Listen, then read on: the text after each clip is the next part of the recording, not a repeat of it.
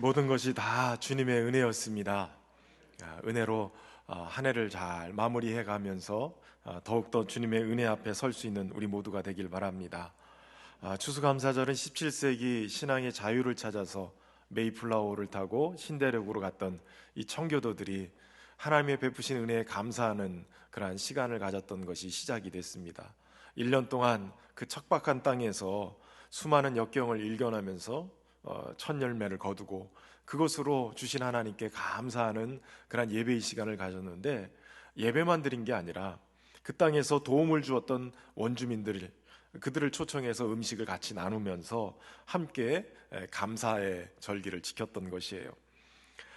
성경에서는 이 감사절을 출애굽기 23장에 이스라엘이 지켜야 될 세 가지 절기에 대해서 말씀하고 있는데, 바로 무교절과 맥주절, 수장절입니다. 이 중에서 무교절은 출애굽 당시에 하나님의 은혜 안에서 어린 양의 피가 발려져 있는 그 집이 죽음의 사자가 넘어가면서 구원받은 그것을 기념하면서 지키는 유월절과 같은 절기입니다. 그리고 두 번째는 보리 추수하는 시기에 드린 이 맥주절, 칠칠절이라고 하기도 하고 오순절이라고 하는데, 우리 교회로서는 이 오순절이 특별한 날이죠. 바로 성령의 강림이 임하시고 그곳에서 교회가 시작한 거예요.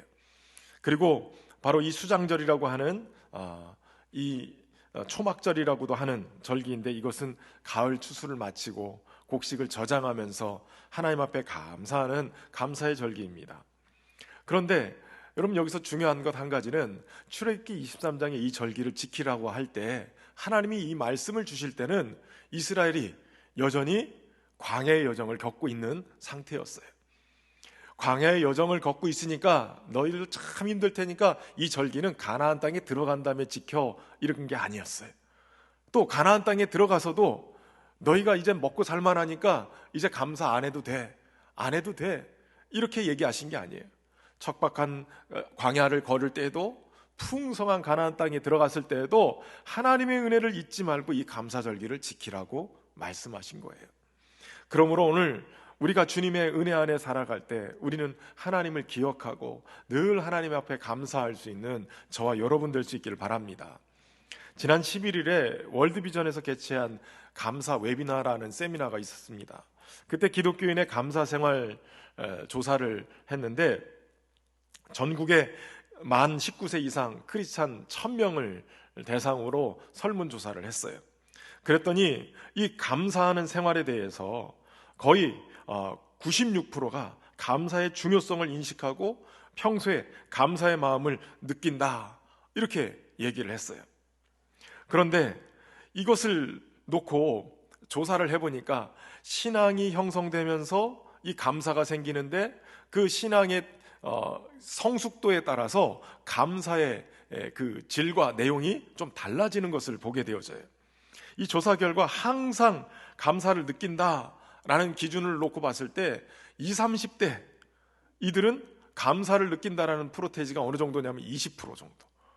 그런데 40대 이상은 40% 이상. 신앙의 단계가 초신자에서 점점 성숙되면 성숙될수록 감사에 대해서 더 많이 느끼고 또 감사한다라고 얘기한다는 거예요.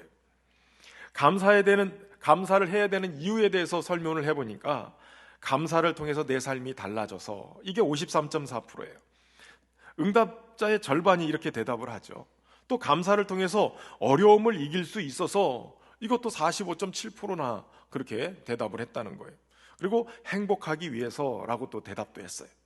그런데 신앙의 단계를 놓고 보니까 감사를 통해서 내 삶이 변하니까, 감사를 통해서 어려움을 극복할 수 있으니까 라고 대답한 사람들은 신앙의 단계가 참 높은 1단계부터 4단계라고 치면 3, 4단계에서 많이 고백을 했다는 거예요. 그런데 신앙의 1단계, 이제 처음 믿는 이 초신자 단계에서는 대부분이 행복하기 위해서 이렇게 감사의 조건을 달았어요. 근데 이 비율을 놓고 조사해 보다 보니까 감사에 대해서 매우 중요하다고 다들 인식해요. 90% 이상이 인식을 하는데, 문제는 감사를 표현하는 건 어떠냐라고 물어보니까 감사를 표현하는 것은 70% 정도 표현한다. 그러니까 한 20% 정도는 표현을 못하는 거예요. 그래서 왜 표현을 못하는가를 조사해 보니까 감사 표현하는 게 왠지 쑥스러워서 이게 50% 이상이에요. 또 감사를 표현하려고 해도 어떻게 하는지를 몰라서 이것도 23% 정도 돼요. 또 감사를 표현해도 상대방이 표현을 안 해도 상대방이 다 알 거라고 생각해서 이것도 거의 20% 가까이 하는 거예요. 그러니까 표현을 안 하면 모르는데 자꾸 표현 안 해도 알 거라고 생각하고 표현을 안 한다는 거예요. 표현하는 게 중요해요. 근데 감사를 갖지 못하게 하는 장애 요소를 체크를 해봤는데 이게 참 중요해요. 감사할 일이 별로 없어서 이게 42%, 감사할 일은 있는데 운이 좋아서 된 것이니까 27%예요. 좋은 일도 있지만 내 능력과 내 노력으로 된 것이니까 16%, 감사하다는 것에 별로 관심이 없어서 15% 가까이 나와요. 그러니까 한마디로 얘기하면 왜 감사를 못하느냐? 감사할 일도 별로 없지만 감사할 일이 생겨도 운이 좋거나 내 능력으로 돼서 그렇게 됐다라고 생각한다는 거예요. 여러분, 예수님을 믿는 자들은 오늘 믿음으로 하나님이 나의 왕 되시고 나의 주인 되셔서 내 삶에 개입하시고 인도하신다는 사실을 믿기 때문에 지금 광야를 걸어도, 지금 우리의 인생이 형통해도 감사할 수밖에 없는 거예요. 그러니까 감사는 믿음의 결과이죠. 그런데 운이 좋아서 내 능력과 내 노력으로 이러보니까 감사를 못하는 거예요. 다시 말하면 주님을 인식하고 우리 주님을 향한 믿음을 고백하면 할수록 더 모든 것이 주님의 은혜였습니다, 감사합니다, 이렇게 고백하게 된다는 거예요. 그러면서 이 설문 결과로 도출된 이 내용을 가지고 지금 코로나19로 무너진 교회 공동체를 회복할 수 있는 비책을 내놨는데, 그것이 뭐냐면 소그룹이라도 모여서 이 감사 운동을 하자는 거예요. 어떤 분은 10번, 하루에 10번씩 감사하는 운동을 하자는 거예요. 그럼 오늘 감사하는 운동을 우리가 함께 시작하면서 그냥 나가면서 떡 받을 때부터 감사, 여러 번 만날 때마다 감사. 그래서 하루에 10번 이상 감사하는 그런 운동을 통해서 우리 교회에 다시 활력을 일으키고 무엇보다도 하나님의 주권을 인정하면서 감사를 회복하는 은혜가 있기를 바랍니다. 지난 2주 동안 감사에 대한 말씀을 나눴어요. 공교롭게도 3주 동안 진행됐던 다니엘 기도에서도 강사들이 나와서 간증할 때마다 삶의 엄청난 환난 속에서도 본인들이 감사를 통해서 기적을 경험했다고 간증을 하는데, 여러분, 그 간증을 통해서 우리 또한 이 감사가 얼마나 중요한지를 또 알게 됐죠. 저는 소망하기는 우리 성도들이 이 다니엘 기도의 간증자들처럼 감사를 통해서 인생의 모든 어려움을 다 뚫고 이기고 간증의 주인공 되는 그러한 귀한 은혜의 사람들 되기를 주의 이름으로 축원합니다. 왕이신 그리스도께 우리가 하나님 앞에 또 감사의 제물을 올려드리는 날인데, 그렇다면 하나님이 기뻐하시고 하나님이 받으시는 감사의 제물은 어떤 상태로 어떤 모습으로 드릴 때 그것이 하나님이 기뻐하시는 예물이 되는가? 오늘 말씀을 통해서 세 가지로 살펴보려고 합니다. 우선 첫 번째는 하나님 왕이신 주님이 받으시는 감사의 제물은 믿음으로 올려드리는 것이에요. 오늘 본문에 보면 예수님께서 큰 무리가 자기에게로 오시는 걸 보고 빌립에게 물어봅니다. 5절에 보니까 빌립에게 이르시되 우리가 어디서 떡을 사서 이 사람들을 먹이겠느냐, 이렇게 물어보세요. 그때 빌립이 각 사람으로 조금씩 받게 할지라도 200데나리온이 떡이 부족하리이다, 이렇게 대답을 해요. 벌써 머릿속에 다 계산이 되는 거예요. 5,000명, 남자들만 5,000명이라고 하니까 여자와 아이들, 노인까지 치면 어떤 학자들은 2만 명까지 그곳에 모였다라고 얘기를 해요. 그러니까 2만 명이 먹을 수 있는 떡, 머릿속에 탁 계산하는데 조금씩만 먹어도 200데나리온이에요. 여러분, 한 사람의 하루 품삯이 1데나리온이니까 200명의 품삯인 거예요. 거의 1년치 연봉 정도가 이게 필요하다, 그 얘기를 하는 거예요. 오늘 여러분들 우리가 평상시 나오시는 그 인원수 해가지고 조금 더 해가지고 800개의 떡을, 도시락을 준비를 했어요. 이 800개 되는데 우리 권사님들이 다 회비 모아가지고 준비해가지고 해주시고 후원해주시고 이래서 들어간 떡값만 거의 350만 원어치가 들어갔어요. 포장까지 하면 400만 원어치. 그러니까 계산해 보세요. 2만 명의 떡값이 얼마나 나올지. 그런데 이게 머릿속에 빨리 계산이 되는 거예요. 빌립은 그거에 탁월했던 재능이 있었어요. 그런데 오늘 6절에 보면 이렇게 말씀하시는 것은 친히 어떻게 하실 줄 아시고 빌립을 시험코자 하셨다는 거예요. 나 얼마나 빨리 계산하냐면 보자, 이러고 시험하신 게 아니라 빌립이 이것이 계산이 빠른 사람인데 어떻게 반응하는지 보자, 주님이 테스트하는 거예요. 그의 계산의 능력이 아니라 이렇게 계산하고 나서 어떤 반응을 보일지 주님이 보기를 원하셨던 거예요. 다시 말하면 이 상황을 믿음으로 극복할 수 있는 기회를 주고 계셨던 거예요. 여러분, 인생의 문제 앞에서 우리가 상황을 빨리 파악하고 계산하고 준비하는 것도 필요해요. 그런데 머리를 쓰는 것보다 가장 먼저 반응해야 될 것은 우리의 믿음으로 반응하는 거예요. 우리의 주권자 되신 하나님 앞에, 하나님이 이 문제 어떻게 해야 될까요? 인간적인 계산을 끝내기 전에 주님 앞에 먼저 믿음으로 나가는 것이 필요한 것이에요. 하나님을 바라보는 것이 먼저이고 주님께 구하는 것이 먼저예요. 그런데 이들은 계산만 해요. 우리처럼 계산만 하고 암담하니까 답답해 하기만 하고 있는 거예요. 빌립의 계산상으로도 도저히 감당할 수 없는 상황입니다.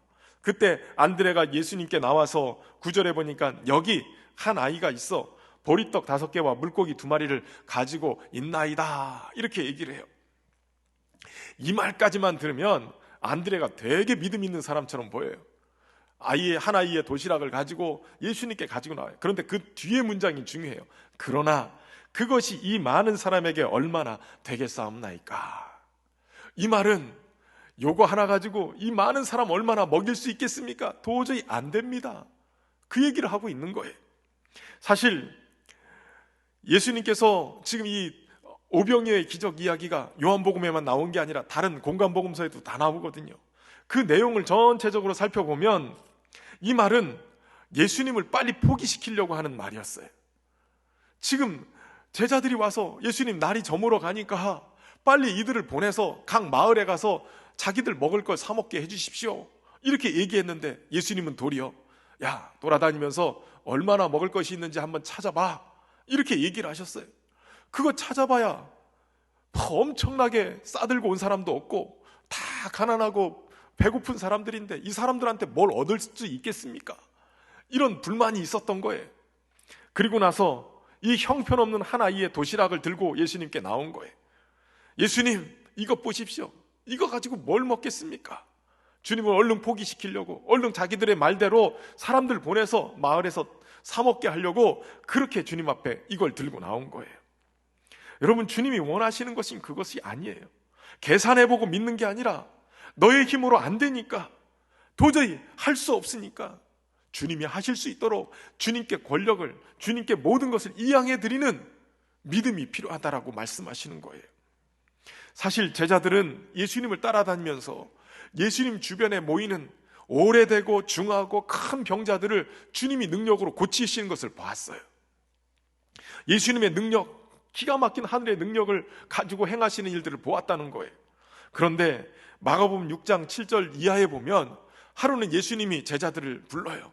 그리고 둘씩 짝지어가지고 그들을 마을로 보냅니다. 전도하러.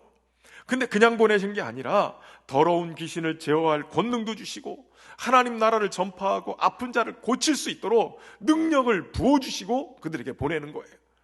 그들이 마을마다 가서 예수님의 이름으로 귀신도 쫓고 하나님 나라의 복음을 전하고 아픈 자들을 치료하고, 이게 정말 되네, 하나님이 우리에게 주신 이 능력대로 예수님처럼 우리도 그렇게 사역할 수 있네, 이러고선 기뻐하면서 주님께 돌아와서 보고를 하는 거예요.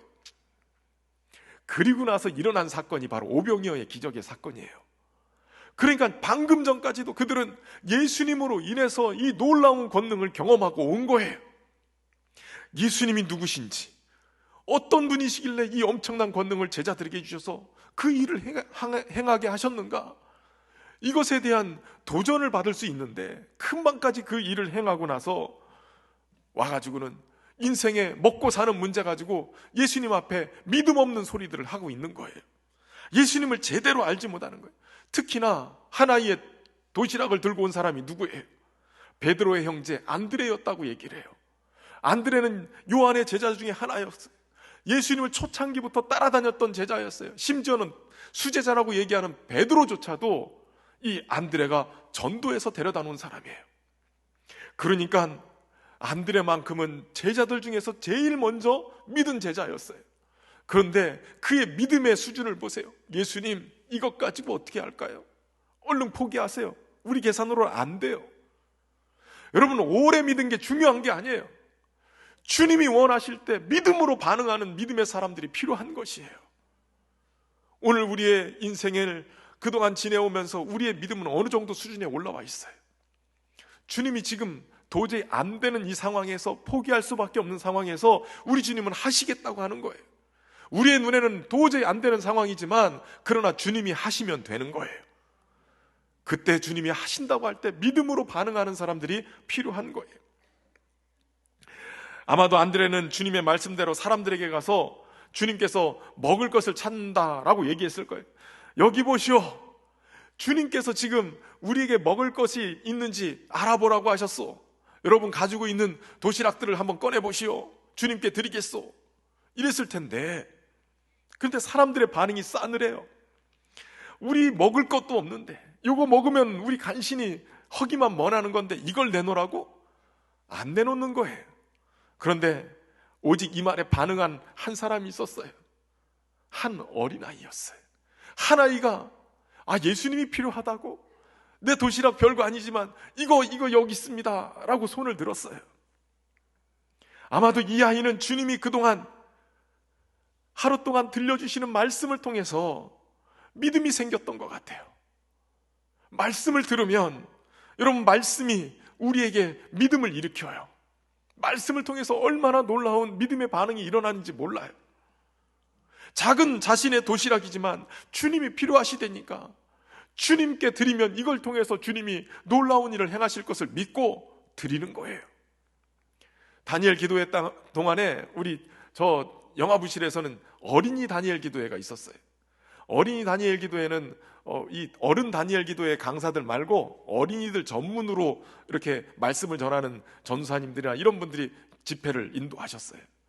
그런데 하루는 우리 목사님들이 이 어린이 다니엘 기도회 진행되는 그 사진을 찍어가지고 영상하고 함께 보내주셨어요.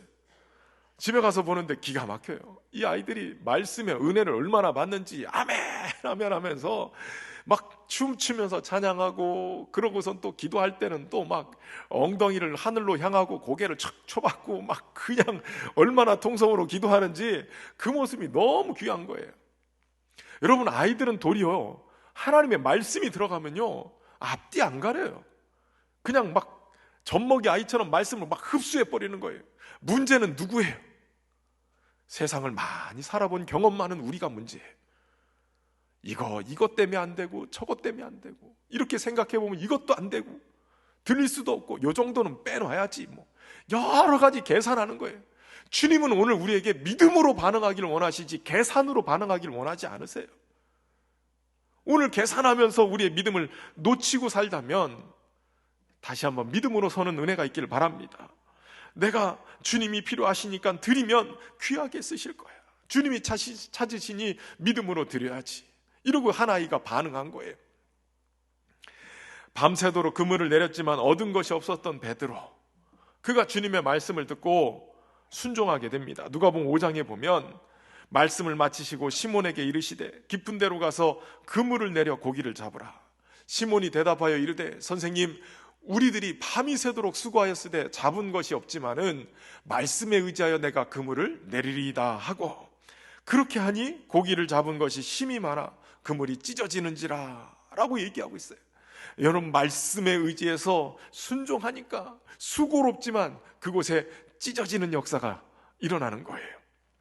주님은 이 믿음으로 드린 한 어린아이의 도시락을 들고 기적을 만들어가기로 작정하세요. 11절에 보니까 예수께서 떡을 가져 축사하신 후에 앉은 자들에게 나눠주시고 물고기도 그렇게 그들의 원대로 주시니라. 이 축사하셨다라는 이 말이 바로 감사드렸다라는 말이에요. 별 보잘것없고 투박한 한 어린아이의 도시락, 그러나 그 아이가 믿음으로 이 도시락을 드렸기 때문에 주님은 그 아이의 믿음을 보시고 너무 귀하게 여기시고 하나님 앞에 올려드리면서 감사하는 거예요. 하나님, 하나의 믿음이지만 이 아이의 드린 이 도시락을 통해서 지금 2만 명이나 되는 사람이 먹게 되어질 겁니다. 이 사람의, 이 어린아이의 믿음을 들어서 감사합니다. 한 사람이라도 믿음의 반응을 보이는 사람이 있어서 감사합니다. 여러분, 작은 믿음이지만 그 작은 믿음에 주님의 감사가 더해지니까 기적이 일어나는 거예요. 작고 보잘것없지만 주님은 주님께 드린 우리의 믿음을 들어서 사용하십니다. 우리의 믿음이 주님의 손에 들리면 기적을 일으키는 도구가 될 줄로 믿습니다.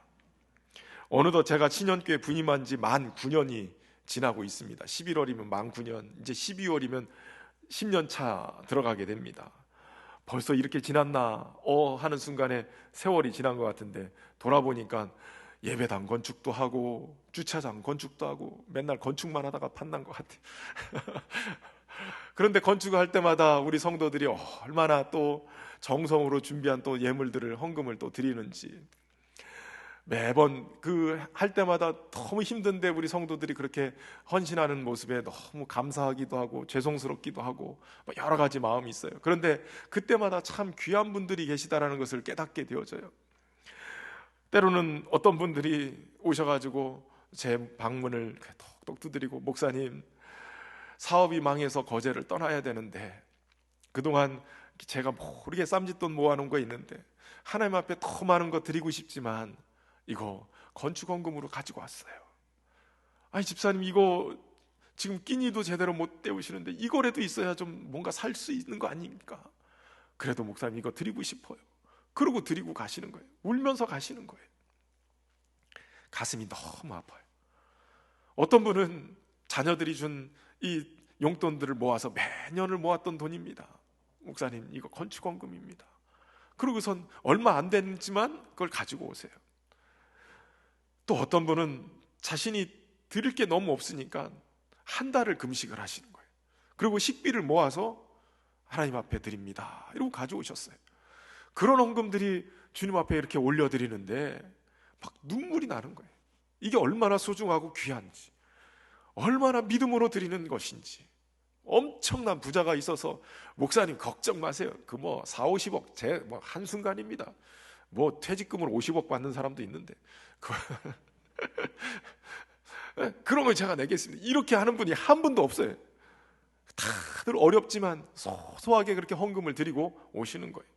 저는 감사한 게 우리 신년교회가 지금 이렇게 은혜롭게 하나님의 은혜 앞에서 설 수 있는 게 이런 믿음으로 반응하신, 믿음으로 헌신하신 분들이 모으고 모아서 여기까지 오게 된 거예요. 그러니 제가 교회 재정을 쓰는 거나 이런 거에 이런 성도들의 피눈물 나는 헌금들이 그 안에 담겨 있는데 함부로 쓸 수가 있겠어요? 정말 어떻게 하면 주님의 뜻에 합당하게 우리 교회가 그렇게 주님을 기쁘시게 하는 일에 쓸 수 있도록 최선을 다해서 나름대로 노력을 하는 거예요.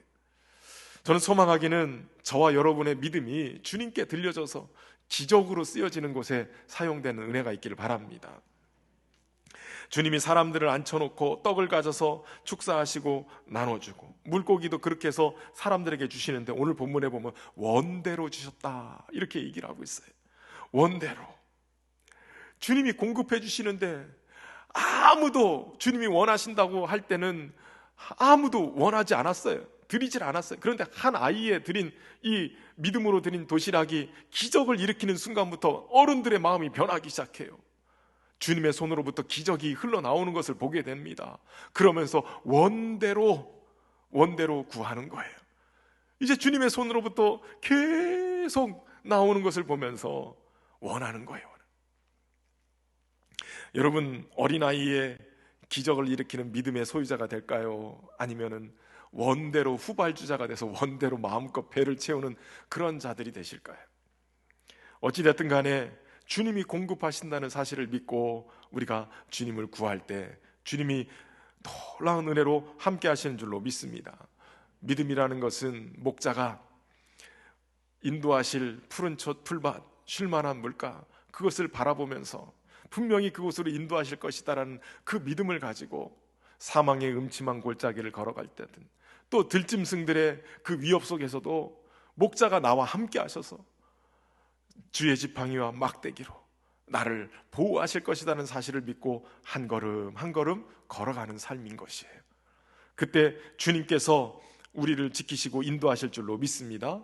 이 시대는 마치 사망의 음침한 골짜기를 걷는 것과 같은 그러한 시대예요.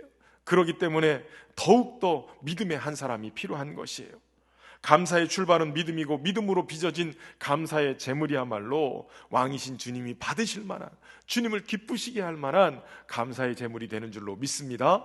저와 여러분이 믿음으로 드리는 그러한 삶이 되기를 주의 이름으로 축원합니다.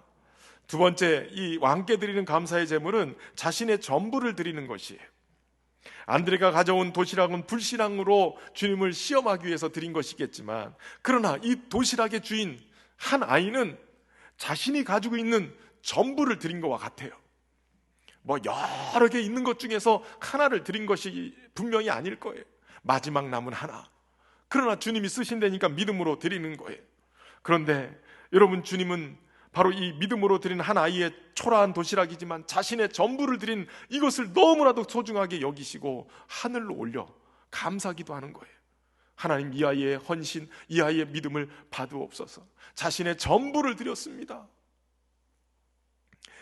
하루는 예수님께서 눈을 들어서 부자들이 헌금하는 것을 보시고, 또 어떤 가난한 과부가 2렙돈 넣는 것을 보시고 이렇게 말씀하세요.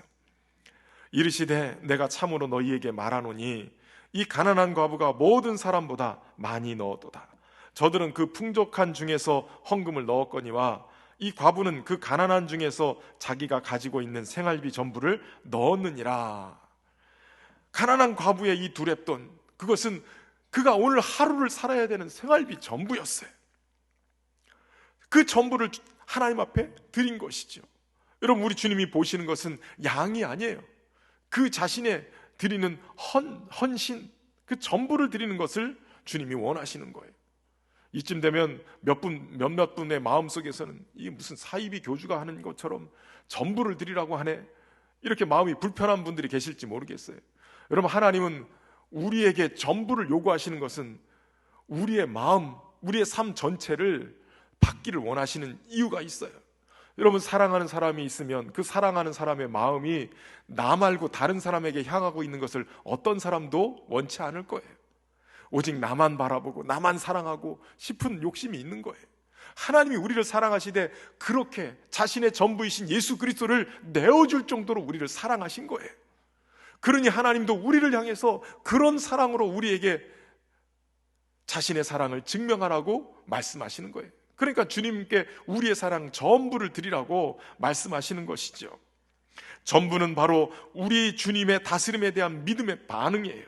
이것이 헌신인 거예요. 누가복음 7장에 보면 한 바리새인이 예수님을 초청해서 잔치를 벌입니다. 아마도 큰 병에서 나음을 받았던 것 같아요.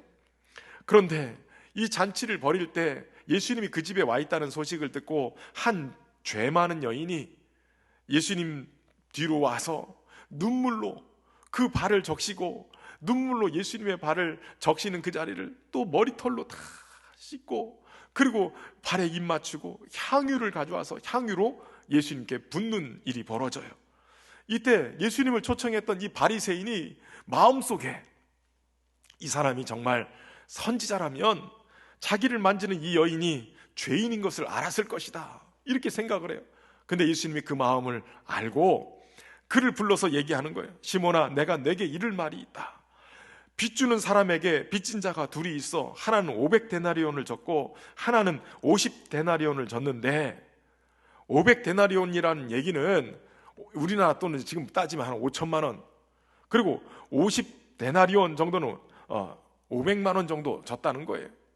그런데 갚을 여력이 없어서 둘 다 탕감해 주었는데 둘 중에 누가 더 많이 그를 사랑하겠느냐? 주님이 물으시는 거예요. 시몬도 대답해요. 내 생각에는 많이 탕감받은 자입니다. 주님이 내 판단이 옳다 하시면서 이 시몬에게 이렇게 얘기해요. 너는 내게 발 씻을 물도 주지 아니하였을 때 이 여자는 눈물로 내 발을 적시고 그 머리털로 닦았으며, 너는 내게 입 맞추지 아니하였으나 그는 내가 들어올 때부터 내 발에 입 맞추기를 그치지 아니하였으며, 너는 내 머리에 감람류도 붙지 아니하였으되 그는 향유를 내 발에 부었느니라. 그러면서 누가복음 7장 47절에 이렇게 말씀합니다. 그러므로 내가 내게 말하노니 그의 많은 죄가 사하여졌도다. 이는 그의 사랑함이 많음이라. 사함을 받은 일이 적은 자에게는 적게 사랑하는 자라.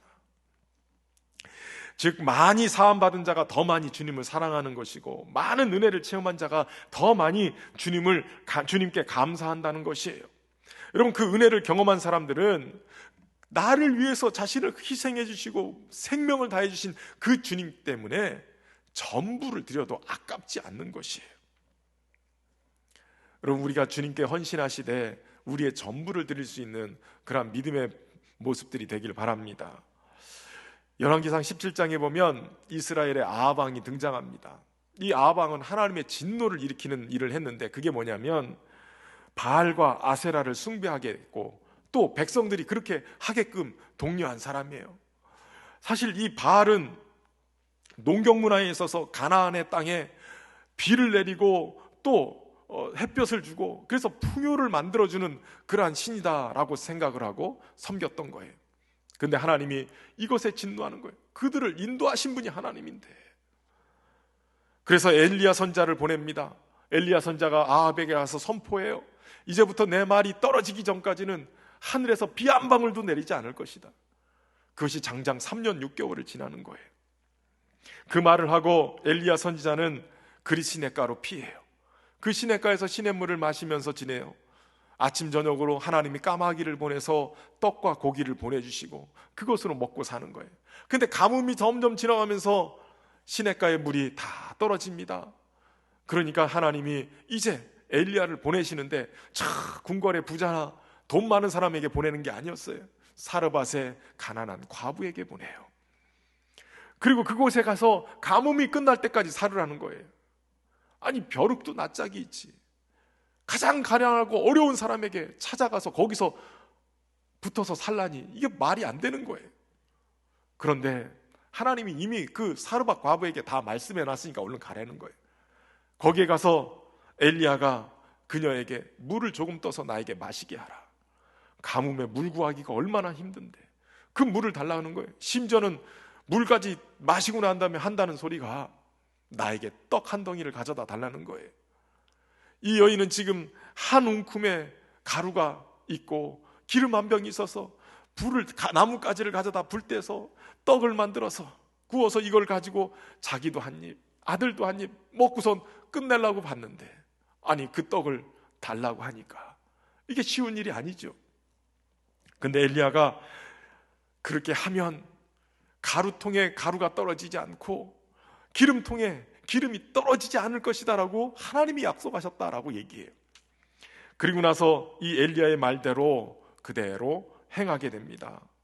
그 엘리야의 말대로 행하였더니 그와 엘리야와 그의 식구가 여러 날 먹었으나 여호와께서 엘리야를 통하여 하신 말씀같이 통에 가루가 떨어지지 아니하고 병에 기름이 없어지지 아니하니라 라고 얘기하는 거예요.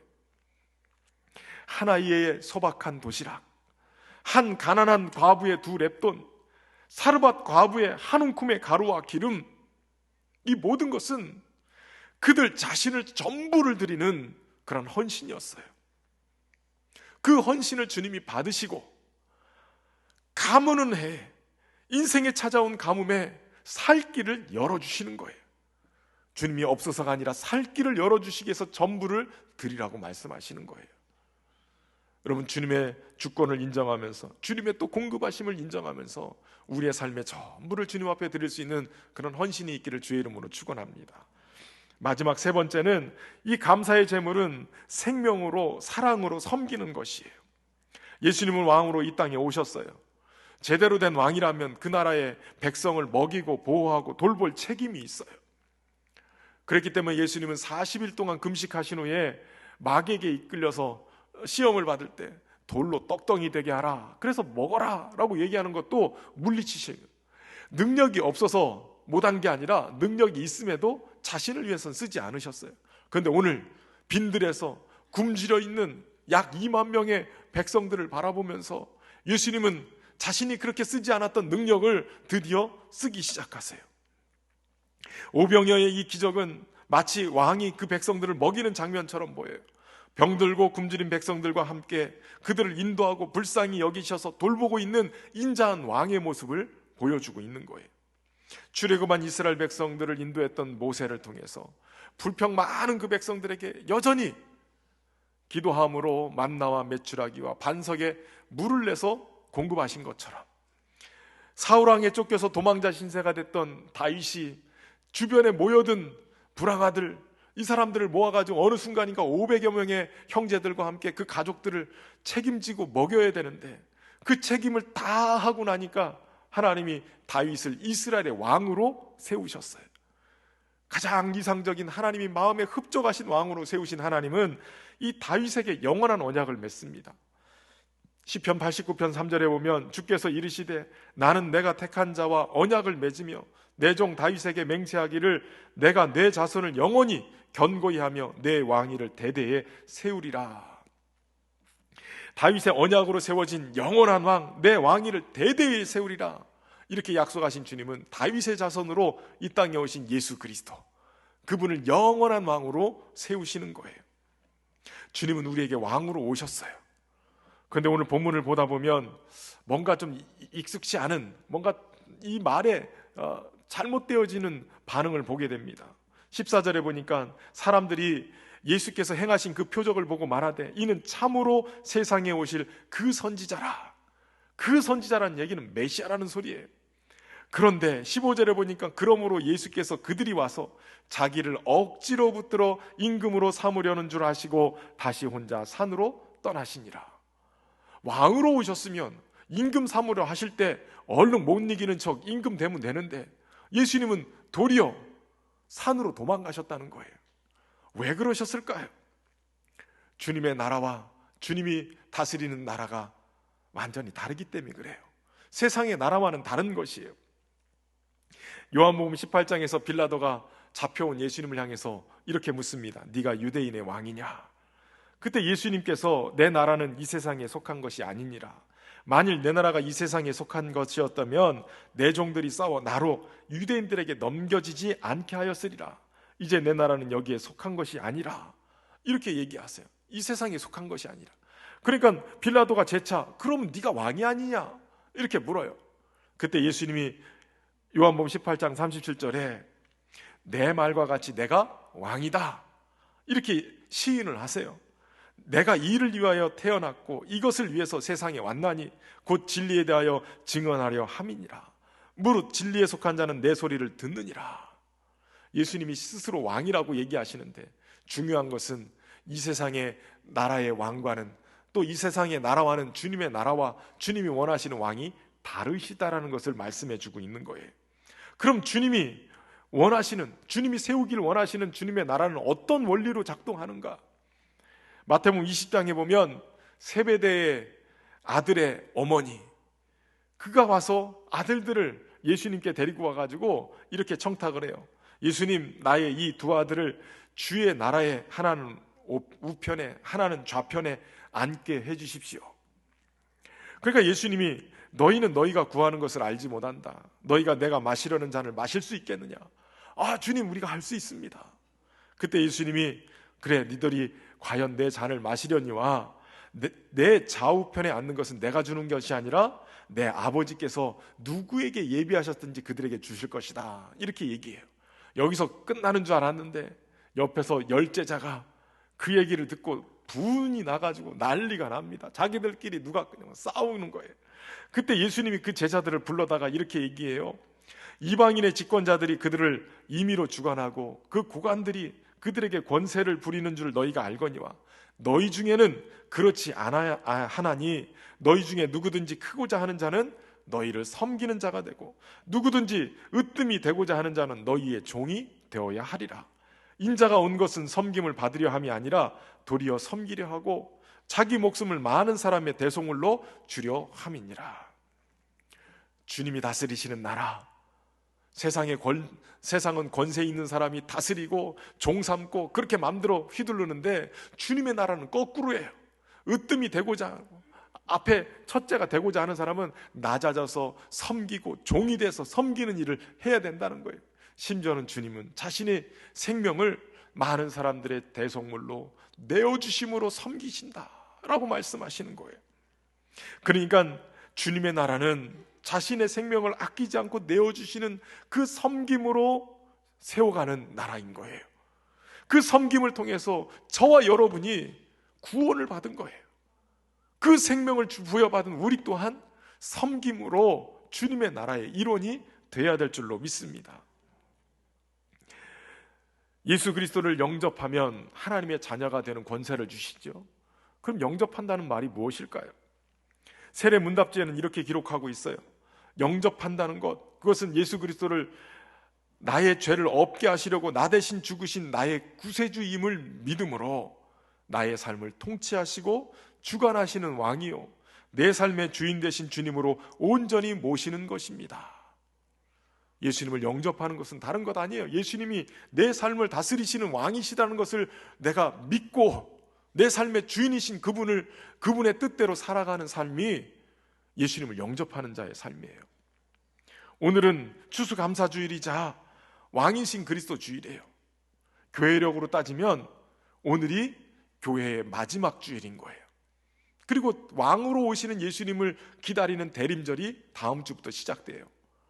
왕으로 오시는 예수님을 기다렸다가 맨 마지막 날 왕으로 오신 주님을 기억하면서 주님, 한 해 동안 주님이 다스려 주셔서 모든 것이 주님의 은혜였습니다. 이 고백을 하면서 주님을 향한, 왕이신 주님을 향한 신앙 고백과 함께 감사하는 시간이 오늘 이 시간인 거예요. 여러분, 저와 여러분이 주님의 통치, 그것으로 인해서 1년 동안 그 은혜로 살았음을 고백하며 감사하는 시간이 되길 바랍니다. 제가 설교를 준비하면서 이런 생각을 해봤어요. 엉뚱한 생각인데 갑자기 이런 생각이 들더라고요. 한 아이의 도시락, 가난한 자들이 먹는 정말 거친 그 보리떡, 볼품없는 그 보리떡, 이 도시락이었는데 이 도시락이 아니라 좀 더 나은 도시락이었으면 어땠을까? 얼마 전에 청주에서 손님들이 오신다고 그래가지고 대접을 하려고 거제 맛집을 검색하다 보니까 도시락집이 하나 유명한 집이 있더라고요. 저 성포에 있는 도시락인데 그 도시락 하나가 막 셰프가 만들고 막 이래가지고 도시락 하나에 막 2만 원, 3만 원짜리 아주 그냥 프리미엄 도시락이 있더라고요. 혹시라도 그 2만 명 모인 사람들 중에 프리미엄 도시락을 가지고 있는 이 사람이 제가 이거 드리겠습니다라고 했으면 어땠을까요? 그걸 들어서 주님이 축복하시고 나눠줬는데 보리떡 5개와 물고기 2마리의 초라한 도시락이 아니라 이 프리미엄 도시락을 다 먹고 배부르지 않았겠어요? 좀 더 좋은 것 드릴 때, 좀 더 함께 많은 사람들이 즐거워할 수 있는 좋은 것들을 드릴 수 있을 때, 그때 누군가가 믿음으로 헌신했다면 그 좋은 것들을 다 나눌 수 있지 않았겠냐는 거예요. 지금까지 누려왔던 모든 것이 주님의 은혜였어요.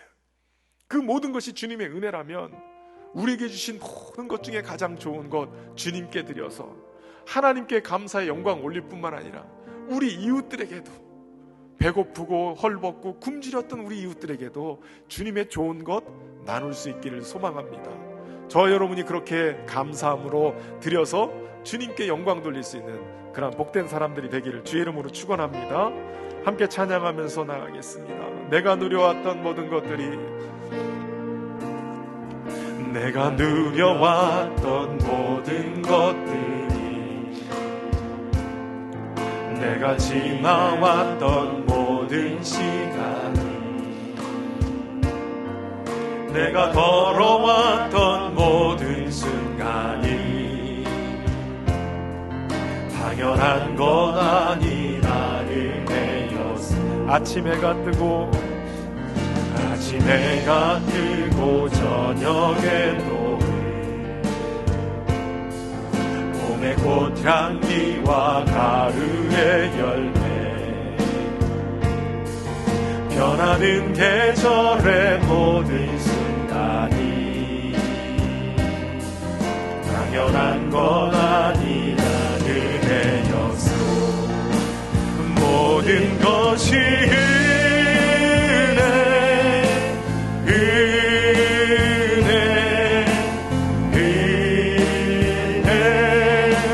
한없는 은혜,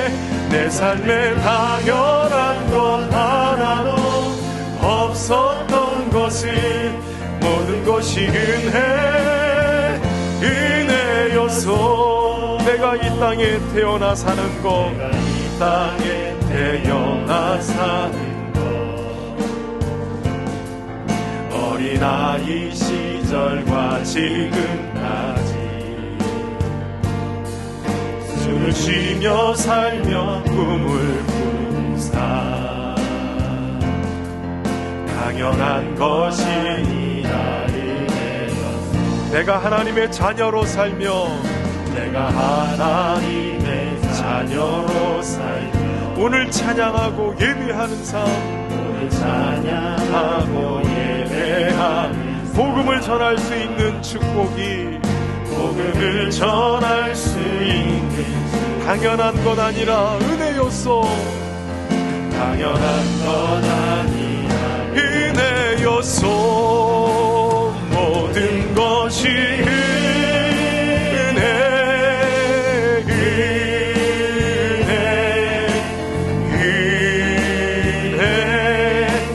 한없는 은혜.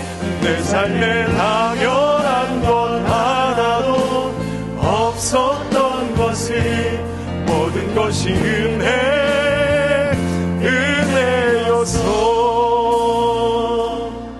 하나님 감사합니다.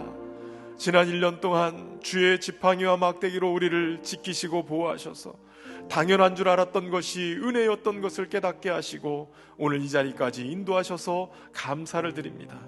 깨닫는 것이 은혜였습니다. 하나님께 올려드리는 우리의 감사의 예물이 믿음으로 드리며 주님 앞에 전부를 드리는 헌신이 되어지며 주님처럼 섬김으로, 사랑의 섬김으로 드려지는 예물이 되게 하시고 우리의 삶의 자리에 늘 주님이 채우시는 은혜로 말미암아 풍성한 은혜를 누리며 사는 복된 삶이 되도록 인도하여 주옵소서.